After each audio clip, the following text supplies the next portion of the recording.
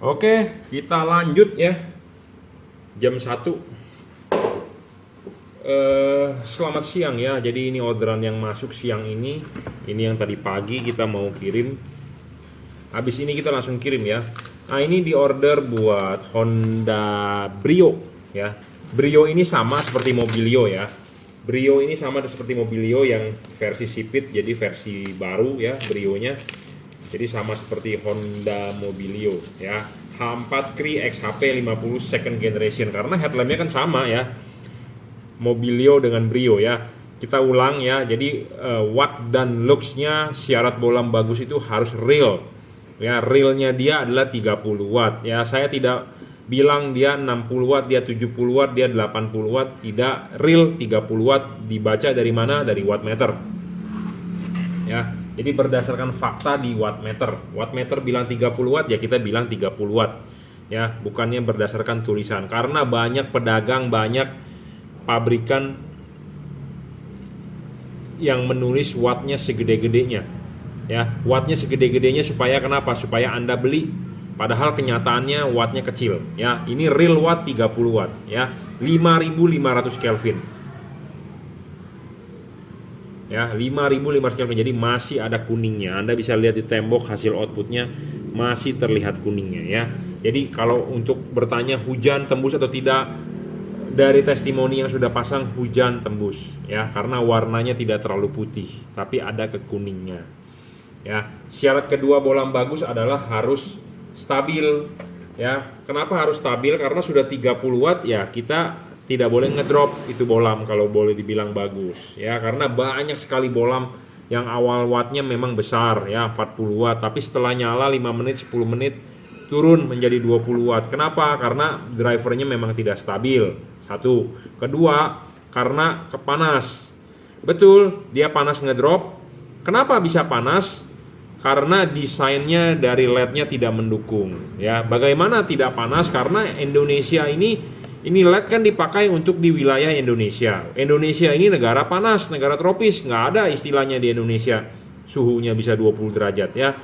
Mungkin ada, tapi di daerah-daerah tertentu ya. Tapi kalau Anda di kota-kota besar seperti Jakarta, di Medan, di Surabaya ya, suhunya 30, 32, 33 ya. Nah, belum lagi ditambah macet. Macet, ruangan mesin panas ya. Ruangan mesin panas 90 derajat, 80 derajat, artinya adalah LED-nya terkena suhu panas.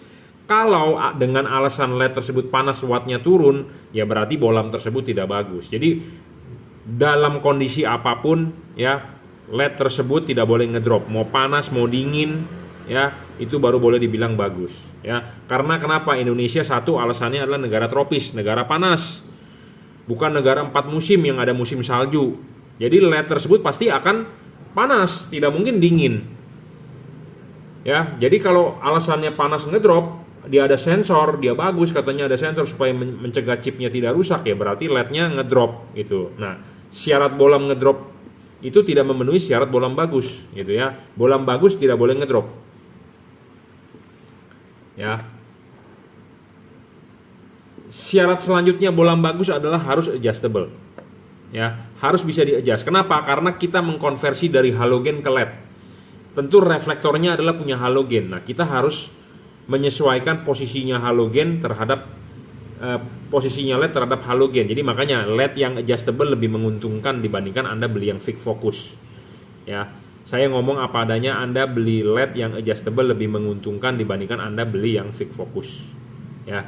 Makin adjustable makin bagus.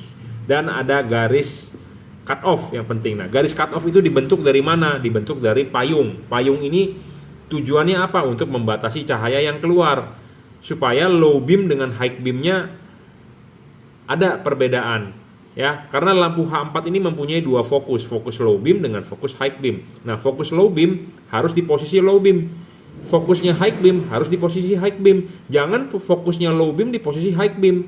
Nah, tentu sinarnya akan glare ke atas kemana-mana, menyilaukan orang. Nah, makanya barang sebelum dikirim akan kita kalibrasi. Fokus untuk low beam kita pastikan di low beam, fokus untuk high beam kita pastikan di high beam.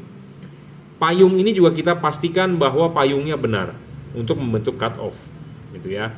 Karena ini posisi ini kiri dengan kanan berbeda tingginya, ya. Tujuannya ada. Ya, jadi syarat ketiga bohlam bagus itu harus bisa di adjustable. Nah, sebagai syarat bonus, bohlam ini bisa diservis, dalam arti chipnya jika rusak bisa diganti. Ya. Syarat selanjutnya adalah bohlam ini mempunyai bayangan gelap kecil. Bayangan gelap makin kecil makin bagus, ya.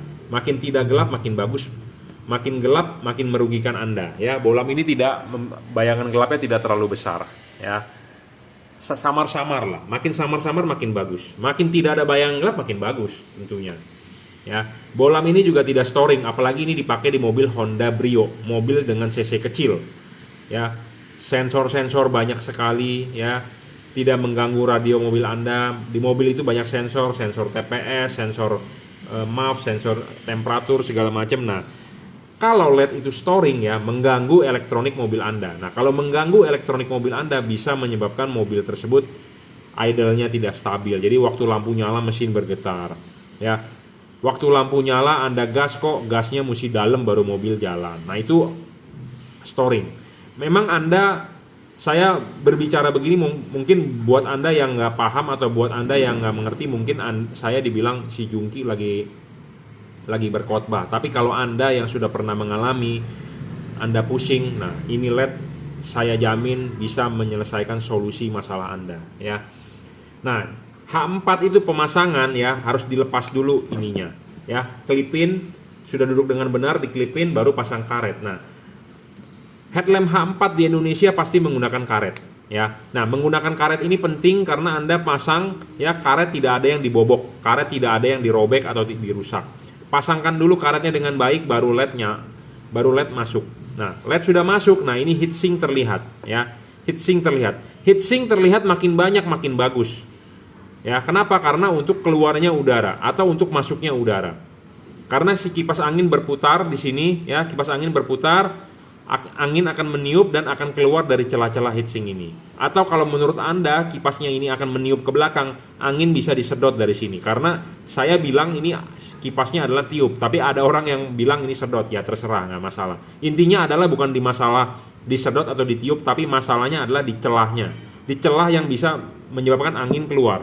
Karena kalau LED tidak ada heatsink, ya, karena lampu mobil di Indonesia ada tutup karetnya, jadi karetnya itu langsung membungkus di sini. Jadi kalau tidak ada heatsink, langsung membungkus kipas. Jadi kipas berputar, angin tidak bisa keluar. Ya, jadi angin tidak bisa keluar, jadi artinya LED-nya panas. LED-nya panas artinya Anda membunuh itu LED. Wattnya ngedrop, cahayanya menurun, umurnya pendek.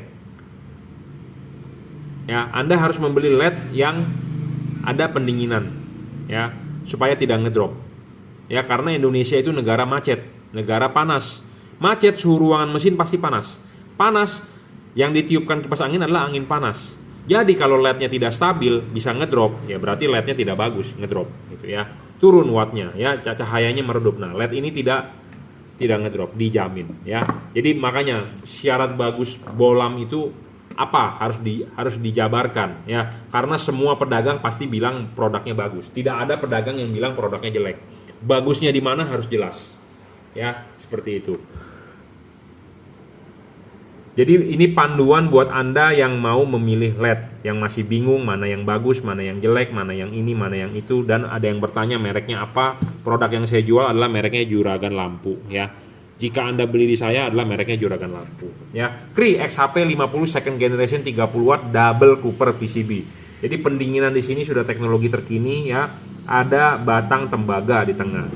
Double bukan single, ya. Oke, cukup ya. Ini di order untuk Honda Brio 2000 berapa? Pokoknya yang matanya sipit sama seperti Mobilio sebenarnya, ya. Nanti di kemudian hari kalau mau beli fog lampnya bisa, ya, tinggal tipe JL3, ya. Oke, cukup reviewnya. Terima kasih. Kita lanjut, ya, kita mau mereview satu lagi. Ini orderan yang masuk, ya, siang ini 1:30. Ini adalah untuk Toyota Avanza atau Xenia, ya, tahun 2010. Jadi Daihatsu Xenia atau Toyota Avanza, ya. Bohlam ini bohlam paling terang di kelas 3 warna, ya.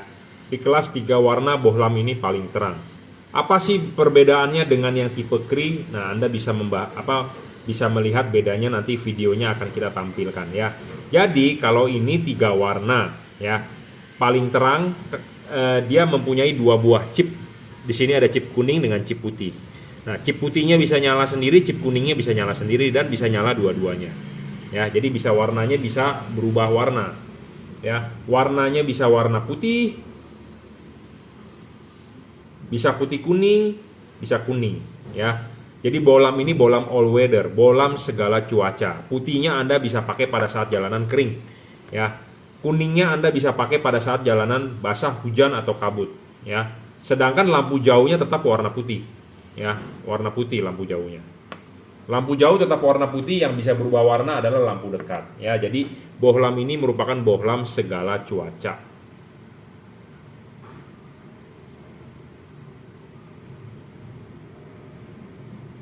Ya. Bohlam ini 30 watt paling terang, 3600 lux paling terang, dan dia stabil, tidak ngedrop. Ya. Bohlam ini juga adjustable, ya, bisa di-adjust. Tujuan bisa di-adjust itu adalah untuk mencari fokus, untuk membentuk cut off. Kenapa? Karena kita reflektor mobil Anda adalah punya halogen, sedangkan kita mengkonversi ke LED. Tentu LED-nya harus bisa menyesuaikan posisinya ke halogen. Ya, seperti itu. Bohlam ini paling terang, ya, kelas 3 warna, dan dia stabil. Ini juga sudah dirajut oleh nilon, ya, driverless, drivernya di dalam. Ya, sama-sama dengan Cree juga driver di dalam. Bohlam ini juga tidak storing, ya, tidak mengganggu radio mobil Anda, tidak mengganggu elektronik mobil Anda. Bohlam ini berpendingin double cooper, ada heatsinknya besar juga, dan ada kipas. Ya. Nah, pemasangan mobil H4 untuk Toyota selalu juga sama, ininya dulu dilepas, kelipin, pasang karet. Karet sudah terpasang dengan baik, baru bohlam naik. Nah, bohlam naik, ini heatsink terlihat banyak. Makin heatsink terlihat banyak, makin besar heatsink, makin lebar, makin banyak, makin tinggi, makin panjang. Kipas angin berputar, angin bisa keluar dari sini. Makin banyak yang disirkulasikan, artinya makin dingin itu LED. Ya, jadi LED ini berpendingin heatsink, ada kipas, dan berfungsi dengan baik. Cocok untuk mobil di Indonesia yang menggunakan tutup karet. Ya, headlampnya menggunakan tutup karet. Dan tutup karet tidak perlu dirobek, tidak perlu dibobok, tidak perlu dijebol. Ya, jadi kalau Anda memasang LED harus dijebol seperti ini, artinya siap-siap headlamp Anda masuk debu, masuk air, ya, seperti itu.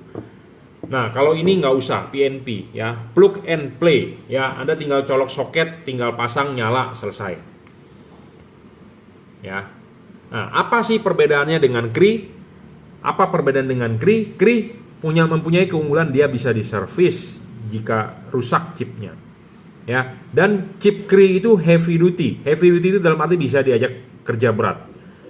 Bisa diajak kerja berat karena suhu chipnya bisa diajak kerja temperatur tinggi, ya, seperti itu.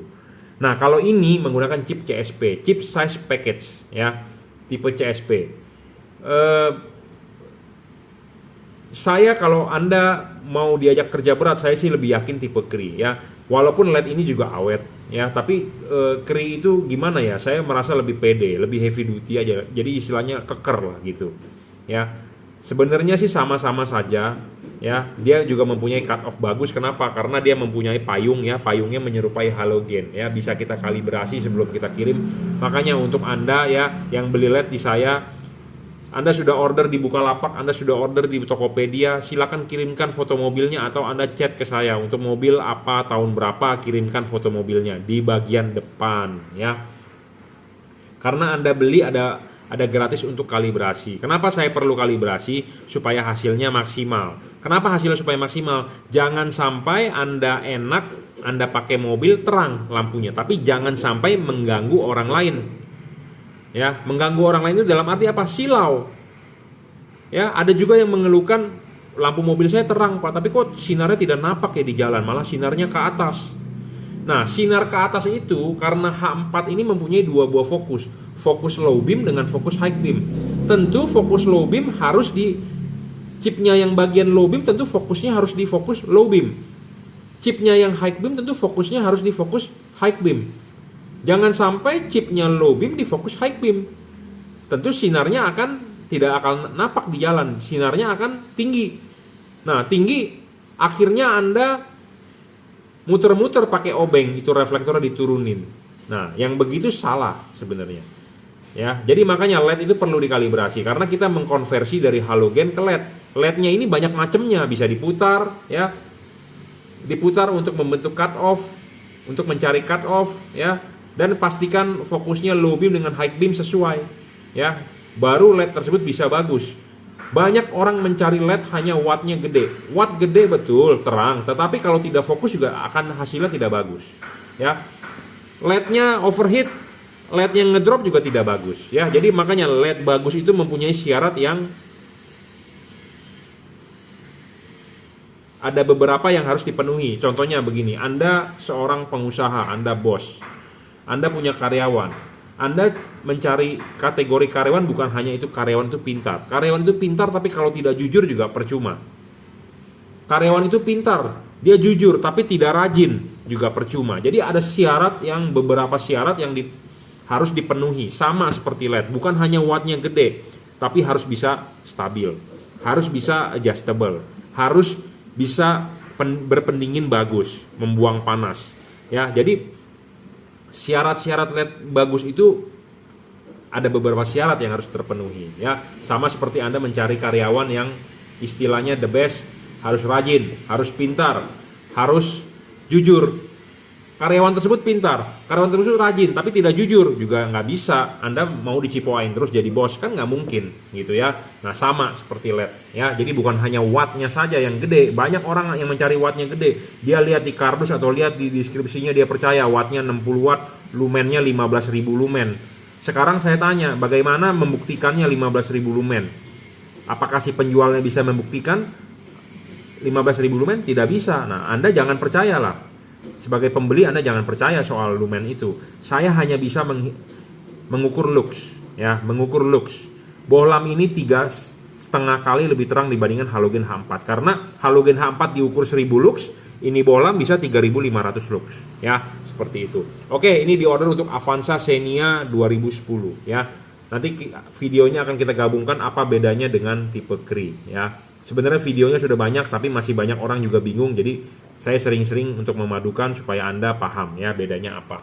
Karena bohlam ini dua-duanya istilahnya bohlam yang kita pasarkan sudah melalui seleksi saya ya, dari cut off-nya bagus. Jadi jangan sampai orang ada komplain terang tapi nggak napak di jalan ya, seperti itu. Jadi intinya adalah harus awet juga ya, harus tidak storing juga terhadap radio ya, tidak mengganggu elektronik mobil kelistrikan segala macam ya. Oke, cukup ya reviewnya. Anda mau order bohlam ini Anda bisa order di Bukalapak, Juragan Lampu, Shopee, F3 Moto Lighting, Tokopedia, Juragan Lampu, Jungki Wenas. Anda bisa WhatsApp saya 0898 269 3838. Anda bisa order melalui BCA, kirim menggunakan JNT ya. Oke, cukup reviewnya. Terima kasih.